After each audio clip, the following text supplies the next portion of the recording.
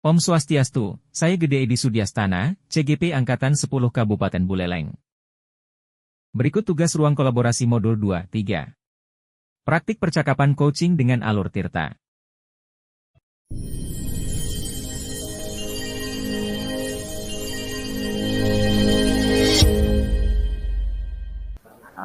Selamat pagi Pak Edi. Selamat pagi Bu. Tumben ini ya. Iya Pak, maaf Pak ya, saya mengganggu waktu Bapak ini. Saya mau minta waktunya Pak ya.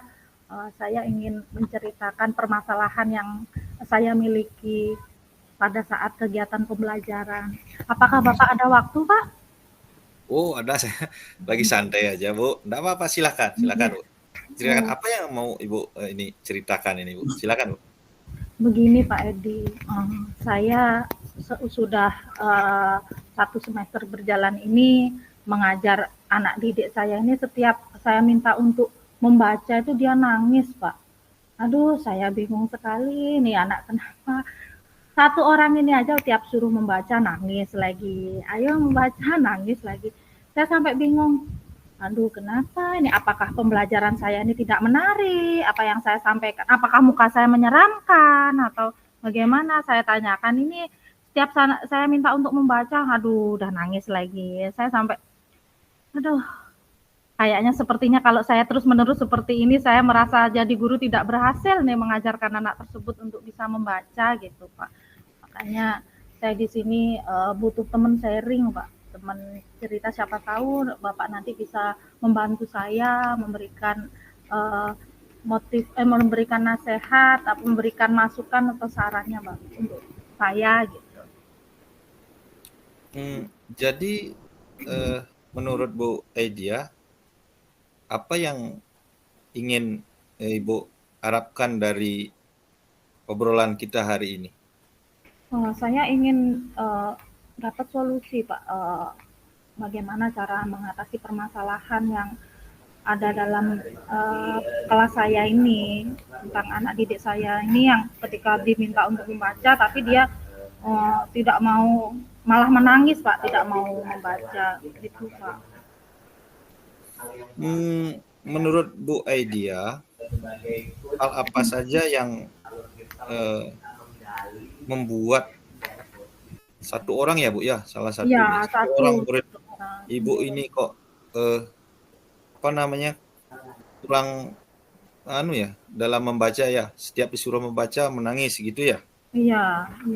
Makanya saya juga bingung Pak, ini apa saya tuh kurang menarik ketika mengajar, menggunakan media yang kurang menarik bagi dia, terus nggak sesuai dengan kebutuhan belajarnya dia, minatnya dia gitu.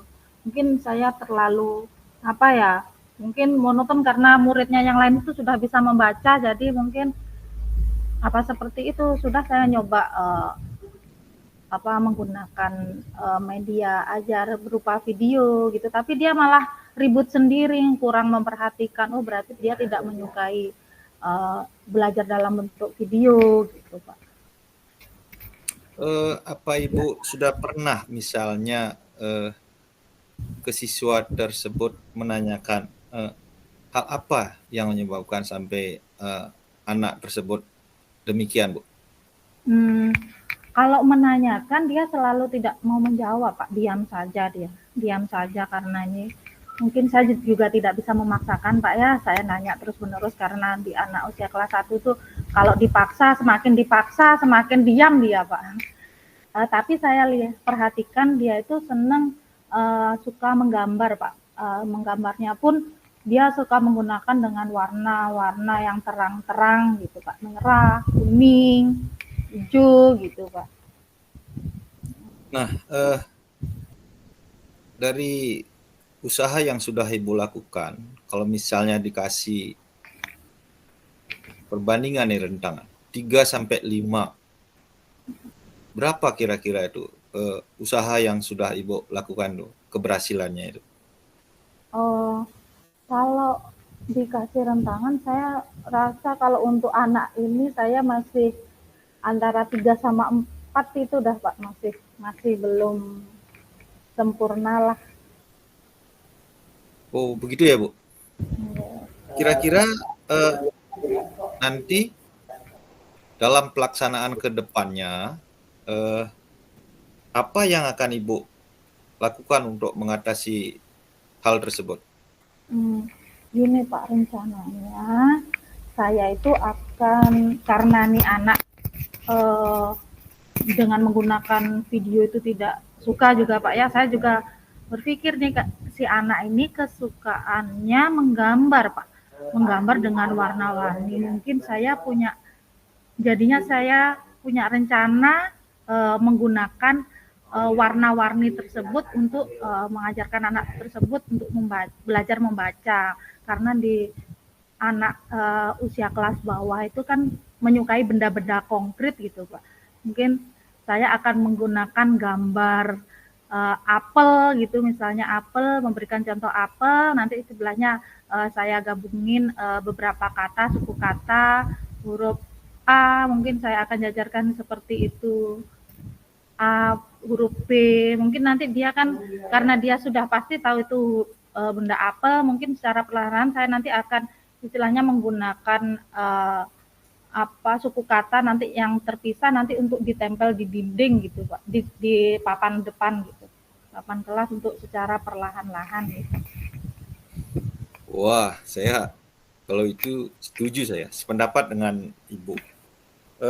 Lalu pendapat Ibu, apa yang membuat murid lebih tertarik selain satu orang yang tidak mau baca ini, yang lebih menarik lah bagi murid sehingga lebih antusias dalam melaksanakan kegiatan membaca ini, Bu? Kalau untuk antusiasnya, saya kira kalau untuk usia anak-anak kelas rendah Pak ya, anak-anak kelas rendah itu menyukai permainan Pak, permainan, game-game.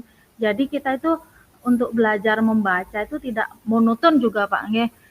Jadi nanti kita masukkan untuk belajar berliterasi membaca itu dalam bentuk permainan game ya, seperti tadi yang saya sampaikan ke bapaknya tadi, anak-anak itu ya hampir semua keseluruhan memang paling seneng game Pak ya. Nanti gamenya dalam bentuk benda-benda konkret, nanti kita tampilkan buah, misalnya cepet-cepetan ngerangkai kata, misalnya ngerangkai benda, misalnya buku gitu, langsung anak-anak nanti dengan menggunakan kartu kata itu nulis, oh itu gambar buku, huruf buku itu apa, B, nanti kita tempel B lagi, huruf apa lagi, terus apa lagi, kakak, dan seterusnya, nanti biar terbentuk kata buku seperti gambar yang sudah ditampilkan.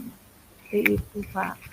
Dan saya akan mencoba si anak didik saya ini, mungkin karena dia sukanya menggambar, mungkin saya minta untuk menggambar dulu, nanti anak ini menggambar, kemudian saya tempel dan diberikan, karena ini gambarnya apel, mungkin nanti saya akan buat melengkapi katanya, kata apel apa saja, huruf yang harus dibuat untuk membuat kata apel.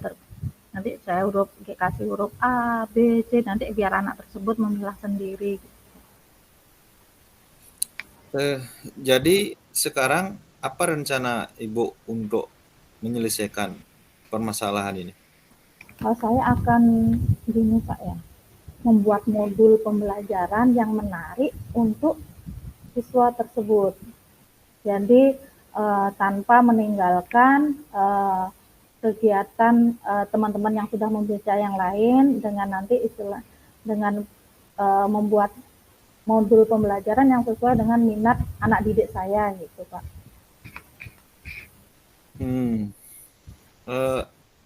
Apa sudah ada gambaran tentang ukuran keberhasilan dari rencana yang Ibu buat itu? Saya kalau untuk ukuran, saya optimis apa yang nanti menjadi yang akan saya praktekkan dengan menggunakan persiapan modul pembelajaran, media yang menarik untuk anak-anak saya yang sesuai dengan minat mereka, nanti hasilnya akan jauh lebih memuaskan lah Pak, jauh lebih meningkat dibandingkan yang sebelumnya. Hmm, apa komitmen Ibu terhadap rencana yang telah Ibu buat itu? Saya berkomitmen membuat pembelajaran yang menyenangkan, Pak. Jadi saya mau buat pembelajaran yang tidak menegangkan, tanpa adanya paksaan tentunya, sesuai dengan siswa belajar sesuai dengan kemampuan kreativitasnya masing-masing, terutama minat belajarnya dia juga Pak yang paling utama. Seperti Ya, itu, Pak. gitu ya, bagus tuh. Nah, misalnya nih saya pikir berandai-andai dulu Bu, dari persiapan perencanaan misalnya yang sudah Ibu rencanakan itu, ternyata masih juga si anak khususnya yang satu orang ini belum berhasil. Adakah rencana lain yang Ibu rencanakan, plan A ke plan B gitu misalnya Bu? Kalau ini istilahnya misalnya apabila ini tetap tidak terjadi ada peningkatan, berarti saya juga harus melihat refleksi untuk dirinya saya sendiri. Oh, berarti mungkin pembelajaran yang saya sampaikan masih belum masuk, belum bisa diterima sama dia. Berarti kan saya harus meneliti ulang apa yang masih dibutuhkan oleh dia, seperti itu, Pak. Mungkin saya akan buat metode atau pembelajaran yang lain yang lebih menarik lagi untuk dia. Wah, bagus sekali nih Bu idea. Lalu mungkin yang saya masih ada di benak saya ini, seperti yang Ibu ungkapkan tadi, jadi apa Ibu berani bertanggung jawab atas komitmen yang Ibu buat itu? Tentunya saya sebagai guru harus berani Pak, karena saya kan yang bertanggung jawab terhadap anak didik tersebut. Saya bertanggung jawab menuntun anak tersebut menuntun sesuai dengan minat anak tersebut. Jadi itu merupakan saya selama saya di sekolah, saya adalah ibu mereka gitu, menyayangi mereka seperti anak saya sendiri. Jadi saya udah punya komitmen, saya yakin dan saya bertanggung jawab sekali atas keberhasilan anak-anak yang saya didik. Terima kasih, Pak. Wah, luar biasa sekali Bu Edia. Luar biasa sekali. Hebat sekali itu Bu. Hebat. Pak Edi, terima kasih Pak Edi ya, ini ngobrol sama Pak Edi jadi saya lebih bersemangat kembali.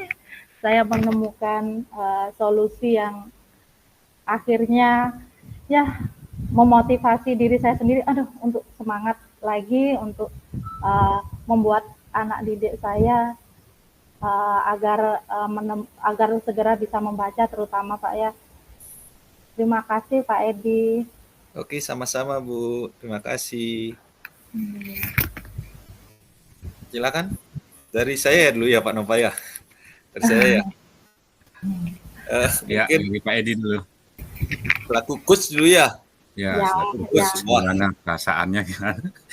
Perasaan saya yang pasti grogi banget.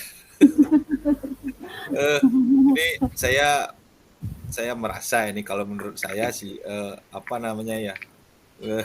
ternyata saya perlu meningkatkan kemampuan saya untuk bertanya sehingga coach itu lebih berpikir kritis gitu ya. Itu kalau menurut saya ini penting nih, karena saya ngomongnya ya belak-belakan gitu-gitu saja. Ini masalahnya kita kan nih lagi coaching gitu. Coaching itu kan tidak sembarangan ngomongnya kesana kemari gitu, apalagi dengan alur tirta. Jadi yang saya rasakan pertama, kemampuan mengajukan pertanyaan saya ini perlu peningkatan ini. Kemudian saya juga lebih menekankan diri saya sendiri, seperti kasus saya dengan Pak Nova tadi ya, saya diuji murid saya kurang fokus, ternyata saya yang kurang fokus ini mendengarkan uji saya Bu Aidia. Jadi intinya malah saya berpikir apa yang nanti yang saya tanyakan buat Aidia bercerita. Jadi saya nggak fokus jadinya. Mungkin itu sih dari saya selaku coach. Iya. Silakan sekarang Bu Aidia atau Pak Nova dulu. Dari saya Pak ya. Boleh? Iya boleh. Dari saya untuk diri saya sendiri dulu Pak ya. Untuk diri saya sendiri, saya berterima kasih sama Pak Edi juga di sini. Saya sebagai coach dituntun baiklah dengan pertanyaan-pertanyaan yang mengarah ke alur yang sesuai Pak ya, juga biarpun pelan-pelan seperti Pak Edi bilang, Pak Edi juga deg-degan, mungkin juga kemarin kita juga dapat latihan juga Pak ya. Biarpun latihan. Saya juga seperti itu Pak, saya udah gini masih gini, oh iya ini alurnya. Semua yang apa mau saya sampaikan itu, waduh ini ada yang nggak, nah kita gini aja Pak ya, di sini kan sama-sama. Yang penting ngalir aja Bu, apa adanya aja. Ya. Ini juga latihan kedua kita sekarang langsung rekaman, pengalaman yang luar biasa. Nanti untuk kedepannya akan saya lebih perbaiki lagi dalam menjawab pertanyaan juga gini, agar lebih terarah lagi dan menyampaikan semua unek-uneknya itu biar plong lah semuanya, itu nggak ada batasan sama sekali. Ini karena kita rekaman jadinya kayak agak itu dapat nervous, bilang kalau potong-potong. Terima kasih Pak Edi. Terima kasih juga sama-sama Bu.